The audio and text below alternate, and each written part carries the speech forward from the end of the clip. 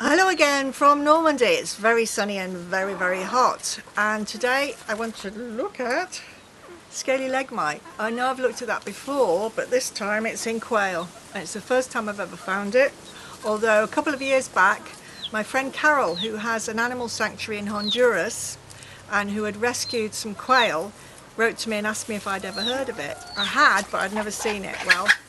Well, I have now. And as you can see, this one quail, one female, has quite a bad infestation. You can see it better, in fact, in these still photographs that we took. Well, these are really nice quail. I've just bought them. They were bargain basement. I only paid €1.50 for them because they belong to a friend and he's going out of quail altogether. You can probably hear all the traffic in the background. Well, it's everybody going down for a swim, which I'm going to do shortly after I've treated this quail. Before I do, I'd like to say a big thank you to Mags. Thank you very much for your continued support on Patreon, and also to Magnolia Weather Shield. Thank you so much for buying me the coffees. I've written an in-depth article on my blog, which I hope you'll go and take a look at, and that goes into the underlying nutritional problems behind this parasite attack. And also I talk about something that a lot of people have commented on, and that is keeping quail and chickens together. So I hope you go and check that out as well. But now let's get on with the treatment. So one of them I've noticed has got scaly face because she's been scratching her neck. I'm seeing that she's got a little bit of scaly leg as well, which was expected just starting. So I'll treat her scaly face first. I'm going to use organic raw virgin coconut oil, which is of itself a brilliant treatment. But because she's got it on her neck, so it's not near any sensitive areas, I can put 1 drop of tea tree oil into a teaspoonful of coconut oil, and I can use some of that to treat the scaly face, or scaly neck in her case. I'm also using an organic cotton bud, and I go into the reasons for that on my blog, and also I go into great detail about coconut oil. The feet, I'm going to use organic olive oil, or I've also got some organic sunflower oil, and I'm going to do it as a foot soak and leg soak in a jar because it's the easiest thing to do when you've got quite a few to treat. I've got 6 in fact that I'm going to treat here. And you want to be sure that you soak the back of the leg at the hock as well, because that sort of knee area is where they can sort of hide between where the feathers start. It is quite difficult with quail because I think they really have got much more powerful legs than hens have, because they obviously use that to push themselves up into the air when they have to escape. So just beware when you're soaking their feet that they don't kick.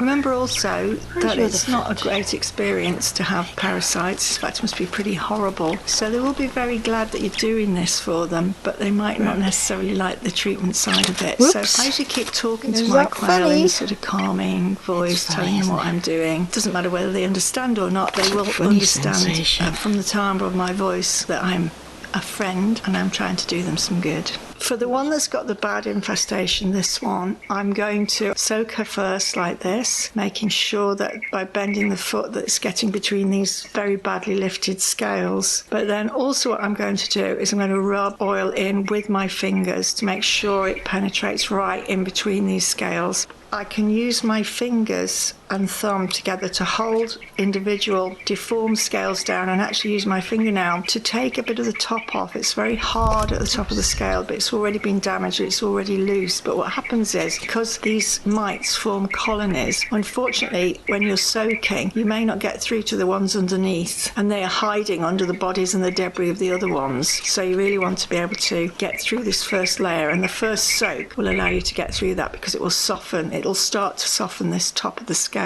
I should just dip the leg back in after I've done that, and then that'll give it another chance to soak through to a deeper layer. This is a week on, so again I'm soaking the feet, and you can see, if I give you these 2 pictures to compare, the difference between the quail that was quite badly infested with mite. It's 4 days on. I have been monitoring this quail every day just to make sure that things were getting better, and they have been. If they hadn't have been, then I would have given her another treatment immediately. But she's been having lots of dust baths, and she's obviously also been cleaning her feet up manually with her beak because it's got so much better. So now I'm going to give another treatment, and then hopefully that will be it. I'm sure she's really glad about that too, aren't you? Gina, very good patient and very patient. And obviously she's been pulling at these scales as well, because you can see she's removed quite a few, either by dust bathing or by pecking at them. And that is why I like to leave them alone to do it themselves, rather than try and pull anything, because these mites are deep into the scales. They've burrowed into the skin. So if you start to try and pull anything away, you may actually damage the skin. There you go, you're going to be all beautiful again. Oh, and by the way, don't wear anything that is your best clothes when you do this, because you're likely to get spattered with oil. So what I'm going to do now with the scaly face case, with her, I'm now going to treat with calendula, because calendula oil has got some excellent properties. Again, I go into this in my blog. In my article, my written article, it's in part 3, and I'm going to rub that in by hand. Oops, okay. Good girl. Yeah, she's a good girl. So I hope to see you back again here on my channel in the not too distant future. Thanks a lot for watching.